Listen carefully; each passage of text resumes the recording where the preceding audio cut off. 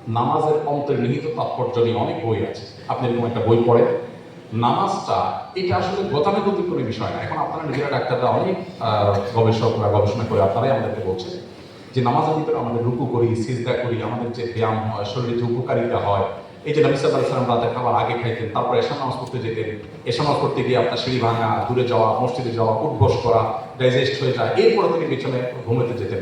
পুরো সুন্নাহ লাইফস্টাইল হলো সুস্থ থাকার জন্য অন্যতম গুরুত্বপূর্ণ একটা বিষয়। তো আপনি নামাজের যে অন্তর্নিহিত তাৎপর্য আছে, বিশেষ করে নামাজ যে আল্লাহর সাথে কানেক্টেড করে মানুষকে কিভাবে আমাদের উপকার আসে, এটা যদি আপনি ভালো করে পড়েন, স্টাডি করেন, আমার মনে হয় যে আপনার নামাজের প্রতি আগ্রহ বৃদ্ধি হবে। সেই সাথে এবাদতের আগ্রহ কমে যাওয়ার জন্য গুনাহের একটা বিরাট প্রভাব থাকে। কোনো একটা পাপাচার লিপ্ত হলে মানুষ এবাদতের স্বাদ কমে যায়, সেগুলো ছাড়তে হবে। সাথে আশা করে যে আল্লাহ তাআলা আপনাকে ফেরত আসার তৌফিক দান করবেন। এরপর প্রশ্ন হলো, মেডিকেল ক্যাম্পাসে অনেক স্টাডি পার্টনার দেখা যায় ছেলে মেয়ে। আমার প্রশ্ন হলো, পড়াশোনার জন্য এইভাবে অপোজিট জেন্ডারের ফ্রেন্ড বানানো কি জায়েজ হবে?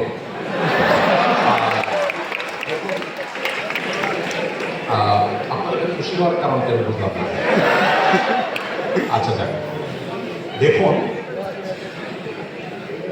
বিষয়টা হলো, আমার কথা নয়, আপনারা আমার চেয়ে ভালো জানেন, একজন পণ্ডিত বিজ্ঞানীর কথা, একজন ছেলে এবং একজন প্রাপ্তবয়স্ক ছেলে প্রাপ্তবয়স্ক মেয়ে কখনো বন্ধু হতে পারে।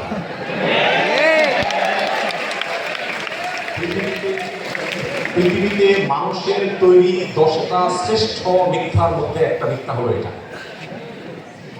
আপনি যদি বলেন যে না আমার কোনো অসুবিধা হয় না,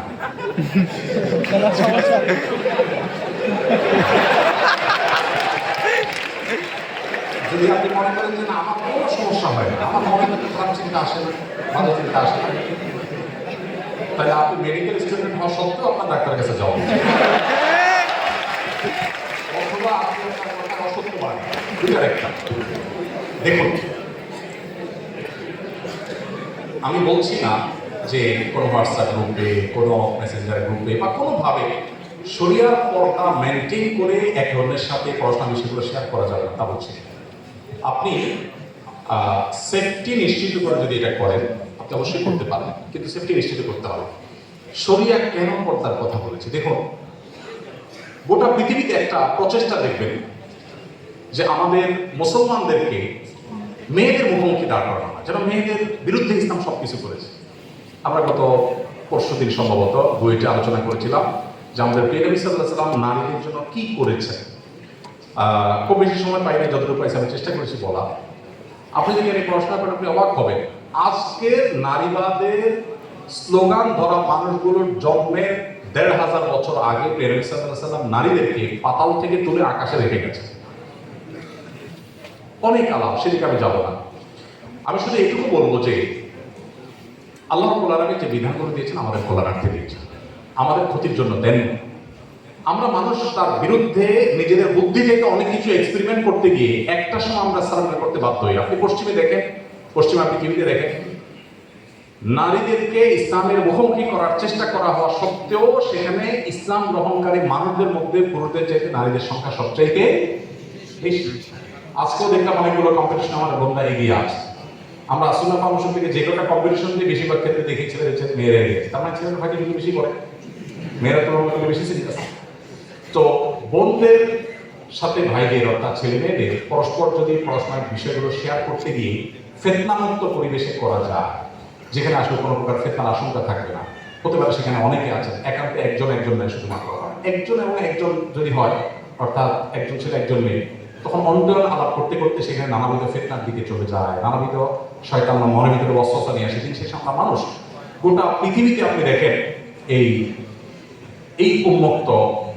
উন্মুক্ততা এবং পর্দাহীনতার যে কালচার, এই কালচারকে যারা ডেভেলপ করেছে তাদের কোথাও মেয়েরা সেফ নেই, নিরাপদ নাই।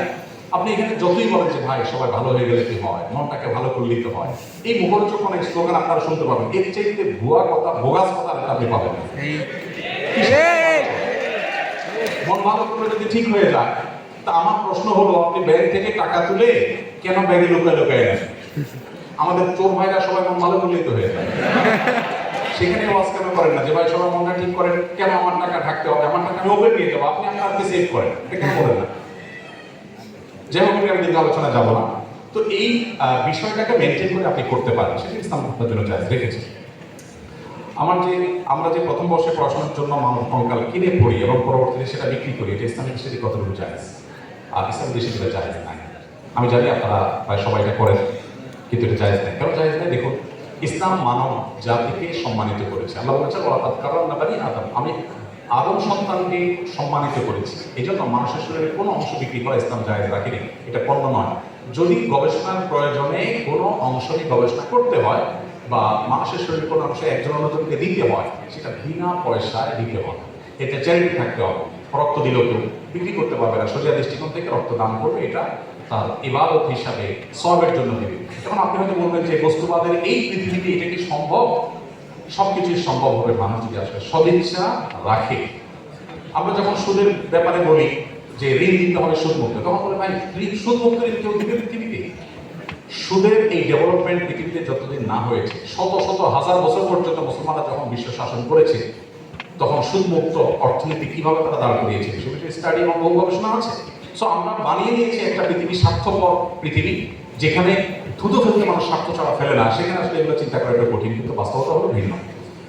এটা অবশ্যই আমাদেরকে দেখতে হবে। যখন মুসলমানদের উপরে গণহত্যা চালাচ্ছে একটি টেররিস্ট রাষ্ট্র, তখন সেই রাষ্ট্রকে সরাসরি অস্ত্র প্রদান করে সহায়তা করছে এমন সব দেশে উচ্চশিক্ষা বা ভ্রমণ উদ্দেশ্যে যাওয়া যাবে কিনা? উচ্চশিক্ষার উদ্দেশ্যে যেতে সমস্যা নেই। কেন নেই? আপনি যদি কাউকে শত্রু মনে করেন, আপনার শত্রু থেকে যদি কোনো সুবিধা আদায় করতে পারেন, সেটা ভালো না খারাপ? আপনি যদি কোথাও যে পড়াশোনা করে আপনার জ্ঞানকে আরো বেশি শানিত করেন, যেখানে গেছেন তার সাথে যদি আপনার মতে পার্থক্য থাকে, সে আপনার বিরুদ্ধে শত্রুতা লিপ্ত, সে আপনাকে দাস বানিয়ে রাখতে চায়, সাম্রাজ্যবাদী, কিন্তু আপনি তার কাছ থেকে জ্ঞান অর্জন করে আলোকিতই আপনার দেশের মানুষের উপকার দিক করবেন, তো ভালো খারাপ কি? আমাদেরকে অনেকে বলে আপনারা হুজুররা অমুকের বিরুদ্ধে বলেন, তমুকের বিরুদ্ধে, তাদের প্ল্যাটফর্ম ইউজ করে আবার আপনারা আওয়াজ নসিহত করেন। বলেন একটা কমন প্রশ্ন না? একটা হাস্যকর প্রশ্ন।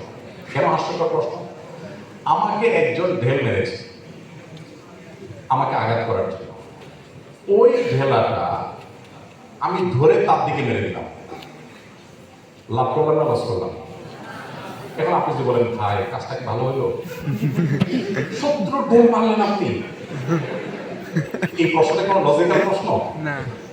আমি যদি ইহুদি তৈরি করা সোশ্যাল মিডিয়া ব্যবহার করে আমার আদর্শ প্রতিষ্ঠা করতে পারি, তো আমি তো তার ঢেল দিয়ে আমি তাকে মারছি। আমরা অনেক সময় শক্ত করে ফেলি, অনেক কঠিন করে ফেলি, ইসলামে তো কঠিন না। সো আপনি জ্ঞান অর্জন করার জন্য অমুসলিম প্রধান দেশে অবশ্যই যেতে পারেন। আমি একসময় অনলাইনে গাছের একটা ছোট বিজনেস করতাম, এখন আর করি না, কিন্তু মাঝে মাঝে মনে হয় আমি অনিচ্ছাকৃত বা ভুলবশত অনেকেরই প্রাপ্য জিনিস দিতে পারিনি, ভুলবশত হয়তো আমি তাদের হক নষ্ট করেছি, এটা নিয়ে আমি কেউ বলতো আমার করণীয় কি। এখন একটা কাজ করবেন, আমি নিজে করি, সেটা হলো কিছু দান করবেন এই নিয়তে যে আল্লাহ আমার অজান্তে কারো অধিকার, আর্থিক অধিকার নষ্ট করে থাকতে পারি, এই দানটা করছি আমি সব পাওয়ার জন্য না, ওই ব্যক্তির পক্ষ থেকে, যিনি আমার থেকে পাবেন আমি জানি না, আনন্দ সে ব্যক্তি, তাহলে ইনশাআল্লাহ আপনার স্যাটিসফাইড হওয়ার আগ পর্যন্ত যে হ্যাঁ এর বেশি নাই, এত পরিমাণ টাকা আপনি দান করে দেবেন, ইনশাআল্লাহ আল্লাহ তাআলা আপনাকে দায়িত্ব করে দেবেন, যেহেতু আপনি প্রাপক জানেন না। এরপর প্রশ্ন হলো, 22-23 বছর একটা মেয়ে কোনো ছেলেকে পছন্দ করে বাড়ি যাওয়ার পর বাড়ি থেকে বলে চাকরি পেলে ওই ছেলের সাথে বিয়ে দিব। ছেলে মেয়ে এক বয়সের এবং ছেলে পড়াশোনা শেষ করে চাকরি পেতে অনেকটা সময় লাগবে। মেয়ে অনেকবার বাড়িতে বোঝানোর চেষ্টা করার পরও বিয়ের জন্য রাজি হয় না, বরং মেয়ের মা রাগ করে বলে নিজে নিজে বিয়ে করে দিতে। এমন পরিস্থিতিতে যদি মেয়েটা কাউকে না জানিয়ে বিয়ে করে, তাহলে এটা জায়েজ হবে কিনা? খুব কমন করে গেছে নাকি? খুশি হওয়ার কারণ কি? বেশি কমন হয়ে গেছে? আচ্ছা, এ ধরনের প্রশ্ন প্রায় আসে, 10টা আসলে একটা উত্তর দেওয়ার চেষ্টা করি, তারপরে এটা গুরুত্বপূর্ণ বলতে হবে, খুব অল্প করে বলি। দেখুন, আল্লাহ সুবহানাহু ওয়া তাআলা বিবাহের দায়িত্ব দিয়েছেন অভিভাবকদের উপর। আল্লাহ কোরআনে বলেছেন ওয়ানকিহুল আয়ামা মিনকুম ওয়াস-সালিহিনা মিন ইবাদিকুম ওয়া ইমানিকুম। অভিভাবকদেরকে আল্লাহ অর্ডার করেছেন তোমরা তোমাদের অধীনস্থদেরকে বিবাহ দাও। নবী সাল্লাল্লাহু আলাইহি ওয়াসাল্লাম বলেছেন তোমাদের সন্তানরা যখন বিয়ের উপযুক্ত হবে, প্রাপ্তবয়স্ক হবে, তখন তাদেরকে বিয়ে দিতে দেরি করবে না। যদি করো, তারা যদি হারামের পথে পা বাড়ায় এবং সমাজে বিশৃঙ্খলা তৈরি হয়, অসুবিধা তৈরি হয়, সেদিন কোনো একটা ইউনিভার্সিটিতে এটা নিয়ে আলোচনা করার পর ভিসি মহোদয় আমাকে আলোচনার পর বললেন যে আপনাকে স্পেশাল থ্যাঙ্কস এই প্রশ্ন উত্তর দেওয়ার জন্য, কারণ প্রতিদিন এটা বিচার করা লাগে। তো আমি বলতে চাই যে নবী সাল্লাল্লাহু আলাইহি ওয়াসাল্লাম বলেছেন, যদি সন্তানরা বিয়ের উপযুক্ত হয়, অভিভাবকদের কর্তব্য তাদেরকে বিয়ে দেওয়া। যদি না দেয় এবং সন্তানরা যদি বিপদগামিতার পথে পা বাড়ায়, সমাজে বিশৃঙ্খলা সৃষ্টি হয়, তাহলে সেক্ষেত্রে কি হবে? তাহলে সেক্ষেত্রে যে ফিতনা, ফাসাদ, অনাচার হবে, এগুলোর দায় অভিভাবকের উপরে বর্তাবে। হারাম রিলেশন যারা করছে, এখানে মূল প্রশ্ন যাওয়ার আগে একটা কথা বলা দরকার ছিল, সরি আমি ওখানে একটু ব্যাক করছি। সেটা হলো, বিবাহের আগে ছেলে মেয়েদের মধ্যে পরস্পরকে তথাকথিত ভালোবাসা নিবেদন করার নামে, প্রেম নিবেদনের নামে বছরকে বছর যে হারাম রিলেশন থাকে, এটা ইসলাম কেন হারাম করেছে? দেখুন, ডক্টর মোহাম্মদ আপনারা জানেন, ওনার চমৎকার একটা অ্যানালাইসিস আছে এই ব্যাপারে। স্যার বলেন যে দেখেন, একটা সাইক্লোনে, একটা ঘূর্ণিঝড়ে একটা দেশের বেশিরভাগ মানুষ মারা যেতে পারে, ওইটা আবার রিকভার করা সম্ভব। কিন্তু কোন জাতির মধ্যে যদি একবার এই টেন্ডেন্সি আছে যে আমরা সন্তান গ্রহণ করব না, বৈবাহিক জীবন যাপন করব না, সাংসারিক জীবন যাপন করব না, এই প্রবণতা যদি কোনো জাতির মধ্যে একবার আসে, তখন মানব সভ্যতার অস্তিত্বই হুমকির মধ্যে পড়বে। কিভাবে?